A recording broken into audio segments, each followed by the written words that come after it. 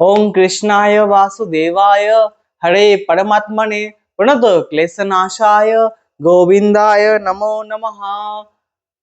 जय श्री राधे, जय श्री हरि, जय श्री हर।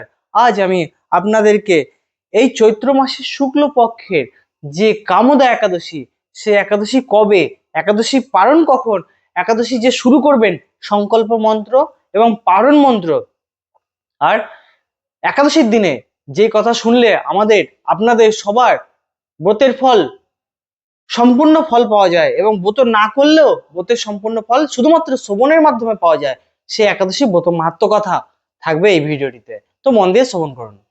তো প্রথমে একাদশী কবে? কামদা একাদশী। কামদা একাদশী চৈত্র মাসের বাংলার 14ই চৈত্র, ইংরেজির 29শে মার্চ দিনটি রবিবার পড়েছে। আপনারা এই দিন এই কামদা একাদশী ব্রত করবেন এবং ব্রতের যে পালন করবেন, তো ব্রত শুরু করবেন বলছি কিভাবে সংকল্প মন্ত্র, কিন্তু ব্রতের পালন কবে করবেন? পরের দিন পালন করতে হয়। পরের দিন কখন করবেন না, সকাল 7টা 38-এর মধ্যে, সূর্য উদয় থেকে শুরু করবেন, সকাল 7টা 38-এর মধ্যে ব্রতে পালন করতে হয়। যেহেতু সকাল 7টা 38 এই সময়ের মধ্যে অনেকে পুজো পাঠ তাড়াতাড়ি করে পালন কিন্তু সারতে পারে না, এই জন্য আগের দিন আপনারা ভগবানকে শুকনো চিড়ে বা মিষ্টান্ন কিছু দিয়ে রাখবেন। পরের দিন সেটা ওই টাইমের মধ্যে স্নান আদি করে আচমন করে নাম জপ করে তারপরে আপনারা পালন করতে পারেন, যদি পুজো পাঠ না সারতে পারেন সকালের মধ্যে 7টা 38-এর মধ্যে। তাহলে কিংবা জগন্নাথ পুরীর যদি প্রসাদ থাকে, সেই প্রসাদও আপনারা এই টাইমের মধ্যে যদি গ্রহণ করে নেন, পালন সম্পূর্ণ হয়ে যাবে। যদি পালন ঠিক মতো টাইমে যদি পালন না হয়, তাহলে কিন্তু ব্রতের ফল পাওয়া যায় না, ব্রত সম্পূর্ণ হয় না। ওই কারণে পালন মাস্ট। এইবার আমি বলছি আপনারা ব্রত শুরু করবেন কি করে। ঘুম থেকে উঠে মলমূত্র ত্যাগ করে স্নানাদি সেরে এবার আপনারা আচমন করবেন, বা যখন সূর্যদেবকে বা তুলসী মহারানীকে যখন জল দিতে যাচ্ছেন, তখনই জলে হাতে জল নিয়ে এবং পুষ্প নিয়ে সংকল্প করতে পারেন।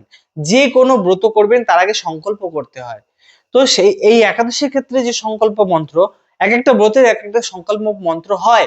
এই জন্য আপনাদের বলি আমার চ্যানেলের সঙ্গে জুড়ে থাকুন। কোন ব্রতের কি কি সংকল্প মন্ত্র হয়, কি নিয়ম, সমস্ত কিছু আমি দিতে থাকি আপনাদেরকে।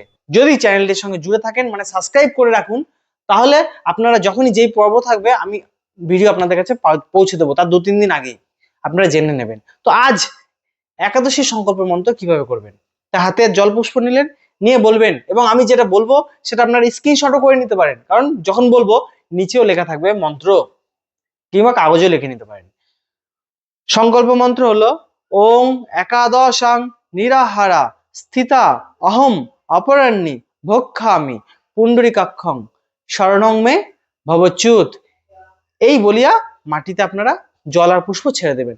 এর মানে হচ্ছে আপনারা আজকে পুণ্ডরীকাক্ষ মানে ভগবান কাছে আপনারা শরণাগত হচ্ছেন এবং তাকে জানাচ্ছেন আজ আপনি একাদশী ব্রত করছেন। যদি কোনো ভুল ত্রুটি হয় সে জানি ক্ষমা করে দেয় এবং ব্রতের সম্পূর্ণ ফল জানি আপনাকে প্রদান করে। বুঝতে পেরেছেন? তো এই বলে আপনারা আজ একাদশী ব্রত সম্পূর্ণ শুরু করলেন। এইবার একাদশীর যে নিয়মগুলো, পঞ্চদানা শস্য এদিন গ্রহণ করতে নেই, অর্থাৎ ধান থেকে তৈরি যা বস্তু, গম থেকে তৈরি যা বস্তু, তিল, ডাল জাতীয় শস্য, ঠিক আছে। এমন কিছু কথা বলছি শুনুন। অনেকে আমি জানতাম না, কথা বললে মানুষের জানা যায়, যেরকম ডালিয়া খাচ্ছে, ডালিয়া কিন্তু সুজির তৈরি, সেই সুজি কিন্তু গম আটা ময়দা বিভিন্ন রকম মিক্স দিয়ে তৈরি হয়। তো এই জন্য একাদশীর দিনে না ওটস খাওয়া যাবে না সুজি খাওয়া যাবে, ভালো করে জেনে রাখুন। ওই ডালিয়া এসব কিন্তু খাওয়া যায় না একাদশীর দিনে, ঠিক আছে। তো এই দিন আপনারা সব থেকে ভালো যদি কিছু না খেয়ে পারেন, আর নাহলে দুধ জল ইত্যাদি খেয়ে থাকতে পারেন। তারপরে যদি না পারেন ফলমূল খান, সবজি সিদ্ধ খান, বাদাম শুকনো কড়াইতে ভেজে খান, ঠিক আছে। তেলও আমি নিষেধ করব, কারণ সূর্যমুখী তেল অনেকে খায়, তো আমি তেলের কথাও নিষিদ্ধ করব, তেল খেতে বারণ করব। ঘি খেতে পারেন, কারণ গো মাতা থেকে প্রাপ্ত যে সমস্ত জিনিস তাতে কোনো ভেজাল থাকলেও দোষ হয় না। কিন্তু সূর্যমুখী তেল যেই কলকারখানায় তৈরি হচ্ছে, সেইখানে যদি সর্ষের তেলও হয়, আপনি কি দেখছেন? আমিও দেখছি না, তো এই জন্য বারণ করছি। বুঝতে পারলেন? তো যাই হোক, তাতে কিন্তু ভেজাল হলে দোষ আছে। গো মাতার সঙ্গে কিন্তু সাধারণ এই সমস্ত জিনিসের তুলনা করা যায় না। গো মাতা আমরা তাকে পুজো করি, আমাদের মা সে, এবং তার দেহে 33 কোটি দেবতা বিরাজমান থাকে। এবং যত ব্রত আছে সমস্ত ব্রতের নিয়মই গোমাতাকে সেবা পুজো করতে হয়। এমনকি যাদের সন্তান হয়তো হচ্ছে না তাদেরকেও পর্যন্ত গোমাতার ব্রত আছে 1 মাসের, সেই ব্রতও পর্যন্ত করলে তাদের সন্তান হয়, জানেন? এই সন্তানাদির ভিডিও আমি আমার 16 সংস্কার যে ফোল্ডার আছে ইউটিউবে তার মধ্যে দেওয়া আছে। গোপাষ্টমী গোমাতার পুজো হয়, আমরা সবাই হিন্দু সনাতনীরা গোমাতার পুজো করি। সেদিন শুধুমাত্র গোমাতার দিন, শুধুমাত্র গোমাতাকে পুজো করতে হয়, যার জন্য গোমাতার সঙ্গে অন্য কিছু তুলনা করা যায়। শুধু গোমাতা কি জানেন? আপনি যদি আমাকে বলেন যে আমি সাক্ষাৎ দেবতার দর্শন করতে চাই, সেই সাক্ষাৎ দেবতার মধ্যে যেমন তুলসী মহারানী পড়ে, জীবন্ত দেবতা, মা গঙ্গা যেমন পড়ে জীবন্ত দেবতা, তেমনি গোমাতাও আমাদের জীবন্ত দেবতা। ওনার মধ্যে 33 কোটি দেবতা থাকে। কি নেই ওর কাছে? গোমাতার গোবর যে বাড়িতে পড়ে সেই বাড়ির বাস্তু দোষ নাশ হয়ে যায়। গোমাতার লেজের ঝাড়া, যার উপর বিভিন্ন প্রয়োগ, টোনা টোটকা বান বিভিন্ন কিছু প্রয়োগ করা থাকে, কিংবা বাচ্চাদের নজর দোষ থাকে, ওই লেজ দিয়ে ঝাড়া দিলেই সব দূর হয়ে যায়। এমনকি যাদের হাওয়া বাতাস উপরিবেশ লাগে, কিংবা ভূত পেতের যারা বলে যে লাগে, যার রাশি হালকা থাকে, রাশ হালকা থাকে, তাদের যদি গোমাতার গোবর জলে গুলিয়ে যদি তার গায়ে ছিটে দেওয়া হয়, সে সমস্ত পর্যন্ত ভয় পালায়। আরো অনেক কিছু বর্ণনা আছে, এই জন্য তো বলছি ওর 33 কোটি দেবতা থাকে ওর গায়ে। তো এই জন্য বললাম যে গোমাতা থেকে প্রাপ্ত জিনিসের সঙ্গে সাধারণ অন্য কোনো জিনিসের তুলনা হয় না। তো যাই হোক, আর অত কিছু বলে আমি ভিডিও বড় করতে চাই না। যখন গোমাতার প্রসঙ্গ আসবে গোপাষ্টমীর দিনে আপনাদেরকে জানাবো, ওই জন্য আমার চ্যানেলের সঙ্গে জুড়ে থাকুন। তো আজ যে কথা বলবো, তাহলে আপনারা কি খাবেন কি খাবেন না বুঝতে পারলেন। একাদশী সংকল্প মন্ত্র, এবার একাদশী যে পারণ মন্ত্র সেটা বলছি। তা একাদশী পারণের দিন আপনারা কি করবেন, মানে পরের দিন, আজকে একাদশীর দিনে যেই দানা শস্য আপনারা খেতে পারলেন না তা খাবেন পরের দিন সকাল 7:38-এর মধ্যে। তো কি বলে খাবেন, সে প্রসাদ হাতে নেবেন এবং নেওয়ার সময় যে মন্ত্র বলবেন আমার এখানে লেখাও থাকবে, আপনারা দেখে দেখে লিখেও নিতে পারেন, স্ক্রিনশটও করে নিতে পারেন। সেই মন্ত্র হলো ওং তব প্রসাদ শিকরাত কীতং জং পারণং ময়া ব্রতে নানেন সন্তুষ্ট স্বস্তি ভক্তি প্রযচ্ছমে, ইহা বলি আপনারা খেয়ে নিলেন, পারণ হয়ে গেল। তা একাদশী কিভাবে করবেন, একাদশী পারণ মন্ত্র, আর যেদিন একাদশী করবেন সেদিনের যে সমস্ত নিয়মগুলো হলো, ক্ষৌরকর্ম করবেন না, দাড়ি চুল ইত্যাদি কাটবেন না, রক্তক্ষরণ জানি না হয়, সঙ্গম জানি না করা হয়, স্ত্রী সঙ্গ মৈথুন্য ইত্যাদি থেকে দূর থাকবেন, সেদিন সংযমে থাকার চেষ্টা করবেন। যারা আমিষ খাচ্ছেন আগের দিন নিরামিষ খাবেন, এবং ব্রতের দিন তো ব্রত করছেন পরের দিনও নিরামিষ খাবেন, এবং সংযম এই 3 দিন থাকতেই হয় তাদের মাস্ট, নাহলে কিন্তু ব্রত ভঙ্গ হয়ে যায়। রাত্রি জাগরণ করবেন, ভগবানের কথা শুনবেন, এরকম বিভিন্ন ভক্তদের পাঠ শ্রবণ করবেন। বৃন্দাবন তো বহুত মহারাজ আছে, সে সমস্ত মহারাজদের পাঠ শুনুন, শুনলে দেখবেন আর অন্য কারোর কথা শুনতে ইচ্ছা করবে না। তো ওই জন্য বলছি পাঠ শ্রবণ করুন। এইবার আমি আপনাদের একাদশী ব্রত মাহাত্ম্য কথা আসছি, যে ব্রত মাহাত্ম্য কথা শ্রবণ করলে আপনি যদি একাদশী করে থাকেন সম্পূর্ণ 100% ফল পাবেন, যদিও কোনো ভুল ত্রুটি হয়ে থাকে। কারণ আমরা যখনই চলাফেরা করি না, আমাদের অজান্তে তো অনেক ভুল হয়েই যায়, পায়ের তলায় কত জীবাণু মারা যায়, কত পোকামাকড় মরে যায়, থোড়ি দেখতে পাই আমরা চোখে, খালি চোখে। তো যাই হোক, এইরকম ধরনের অজান্তে যত রকম পাপ আছে সমস্ত পাপ নাশ করে দিয়ে সম্পূর্ণ ফল আপনাকে দেবে যদি ব্রত মাহাত্ম্য কথা শ্রবণ করেন। এত মহিমা ব্রত মাহাত্ম্যের।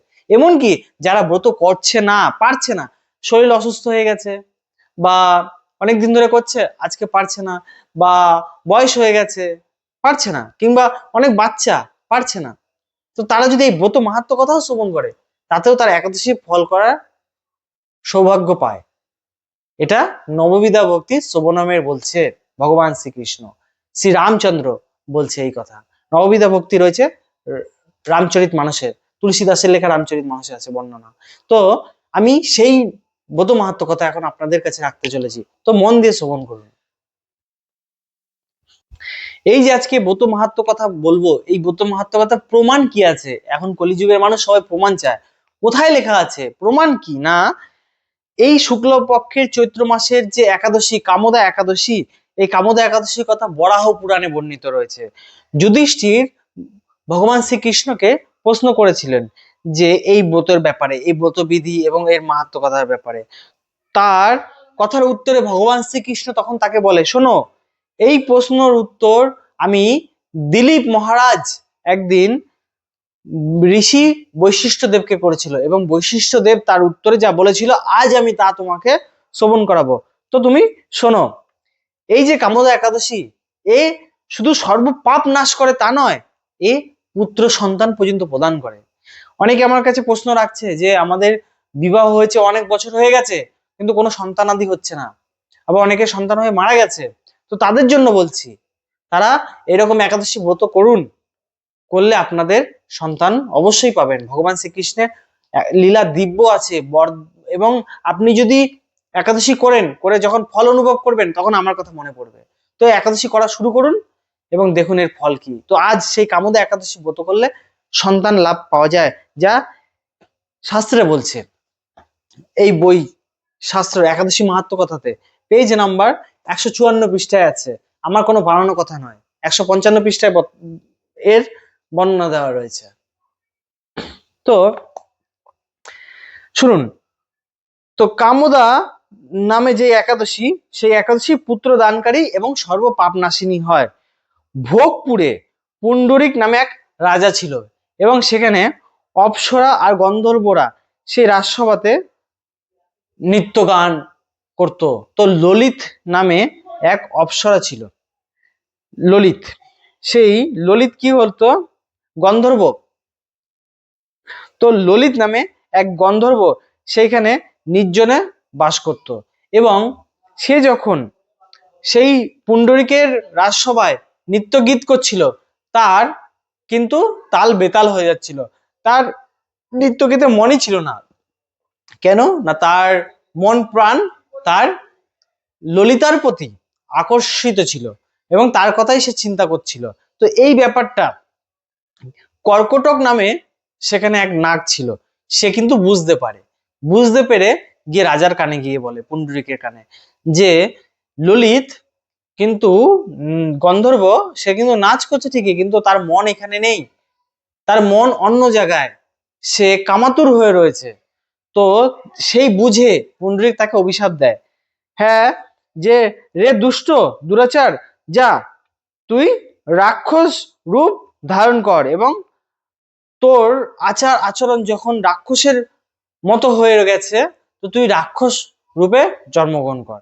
তো সেই অভিশাপের সে কিন্তু রাক্ষস জনি প্রাপ্ত হয়, এবং তার যে স্ত্রী ললিতা, সে তখন কি করে, স্বামীর সহিত বনে চলে যায়, এবং বনে যেতে সেখানে একদিন হঠাৎ দৈবযোগে শৃঙ্গী মুনির দর্শন হয়।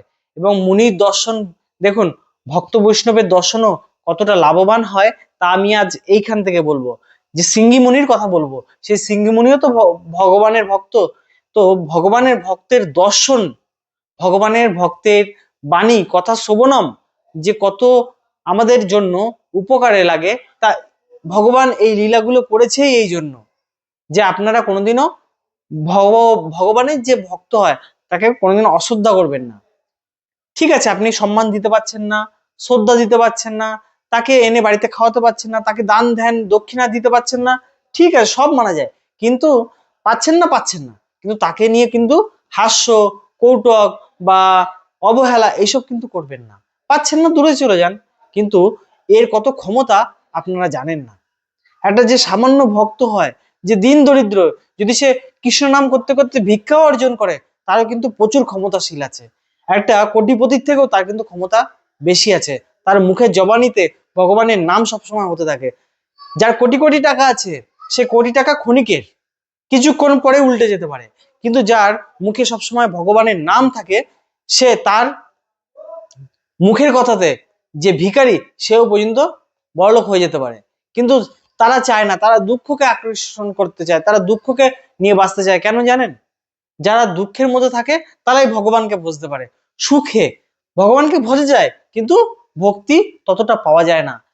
তাহলে যদি পাওয়া যেত না, তাহলে মা কুন্তী দেবী কখনো ভগবানের কাছে চাইতো না যে ভগবান আমাকে আরো কষ্ট দাও, দুঃখ দাও, কারণ আমি সুখে থাকছি তো তোমার নাম ভুলে যাচ্ছি, তো আমাকে দুঃখ কষ্ট দাও। তো যার জন্য এই কথা বলা, যে ভগবানের যারা খুব গরিব মানুষ, খুব কষ্ট করে দিন আনে দিন খায়, তারা যে ভগবানকে ভক্তি ভাবে ভালোবাসে না, তা কিন্তু একটা বড় লোক পারে না, বড়লোকের মধ্যে সেই ভক্তিটা আসে না, থাকে না, একটা গরিবের মধ্যে যা থাকে।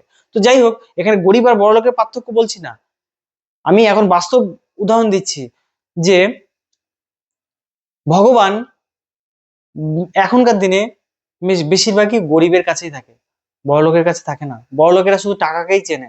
তো যাই হোক, এত কিছু বলার আমার উচিত নয়। তো যেটা আপনাদেরকে বলছিলাম যে যদি ভিক্ষা করে, ভিখারি হয়, যদি ভগবানের নাম জপ করে, তাকে কিন্তু অবহেলা করবেন না। তো সিঙ্গি মুনি এখানে তাকে উপদেশ দিল যে শোনো, ললিতা সিঙ্গিমণিকে বলল যে আমার বর এইরকম নৃত্য গীত করছিল, তো এইরকম এরকম ব্যাপার হলো, আমার কথা সে চিন্তা করছিল বলে তাকে অভিশাপে আজ রাক্ষস জনিতে ভ্রমণ করতে হচ্ছে, তো আমি এখন কি করব, আমাদের উপায় কি? তখন সিঙ্গিমণি তাকে বলল, চৈত্র মাসে শুক্লা একাদশী আসছে, তোমরা যদি বিধিবৎ নিয়মে সেই একাদশী ব্রত পালন করো এবং রাত্রি জাগরণ করো, আর রাত্রি জাগরণ করে পরের দিন পালন করো, পালন করে যদি তুমি তোমার এই ব্রতের ফল তোমার স্বামীকে দাও, তাহলে তোমার স্বামী পুনরায় আবার গন্ধর্ব লোকে যেতে পারবে। তো সে তাই করলো। ললিতা ললিতা কি করলো না, যখন এই একাদশী আসলো, নিয়ম নিষ্ঠার সাহায্যে একাদশী ব্রত করলো, রাত্রি জাগরণ করলো, ভগবানের পুজো অর্চনা করলো, পরের দিন যখন পালন করলো এবং পালন করার পরে হাতে জল নিয়ে ভগবানকে জানালো যে ভগবান, আমার যে ব্রত করলাম আজকে, এই একাদশী, কামদা একাদশী, এই ব্রতের ফল আমি আমার স্বামীকে অর্পণ করতে চাই এবং তার এই পিশাচত্ব থেকে তাকে নাশ করতে চাই। তো সেই ব্রতের প্রভাবে তার পিশাচত্ব নাশ হয়ে গেল এবং অবিলম্বে দিব্য রূপ ধারণ করলো। ললিতা তখন আনন্দ মনে এবং সর্বপাপ নাশকারী এই কামদার ব্রত পালনকারী হয়ে পুনরায় তারা তাদের স্থানে ফিরে গেল। এবং এই ব্রত কথা যে শ্রবণ করবে তার কি হবে না, বাজপেয় যজ্ঞের ফল সে লাভ করতে পারবে এবং এই ব্রত যারা পালন করবে তাদের সমস্ত মনোরথ যেভাবে ললিতার হয়েছে, ললিতকে ফিরে পেয়েছে এবং পিশাচত্ব নাশ হয়ে গেছে, তো আপনাদেরও মনের মধ্যে যদি কোনো নোংরা বা ক্ষোভ বা হিংসাত্মক ভাব থাকে তা দূর হয়ে যাবে। বুঝতে পারলেন? আপনার মনের যে ইচ্ছা তা যদি পজিটিভ হয় তা পূরণ করে দেবে ভগবান শ্রীকৃষ্ণ। তো তার উদ্দেশ্যে এই ব্রত করুন, যদি করেন ভগবানের অশেষ কৃপা লাভ পাবেন এবং অন্তিমে মুক্তিও লাভ পাবেন। ভগবানের সব থেকে প্রিয় ব্রত হলো এই একাদশী ব্রত, যা করলে ভগবান অত্যন্ত প্রসন্ন হয়, যা আর কোনো কিছুতে হয় না। তো এই ক্ষেত্রে যে কে বড় লোক কে গরিব ভগবান কিন্তু তারা দেখে না, ভগবান দেখে আমার ব্রত কে করছে, নিয়ম নিষ্ঠার সাহায্যে কে করছে। বুঝতে পেরেছেন? সে যেই করবে ভগবান তার কাছে প্রিয় হয়ে যাবে। তো আপনারাও এই ব্রত করুন এবং যদি ভিডিওটি ভালো লাগে ভিডিওটিতে একটি লাইক আর সাবস্ক্রাইব করে রাখবেন ভবিষ্যতে এই ধরনের ভিডিও পাওয়ার জন্য। জয় রাধে, হরে কৃষ্ণা।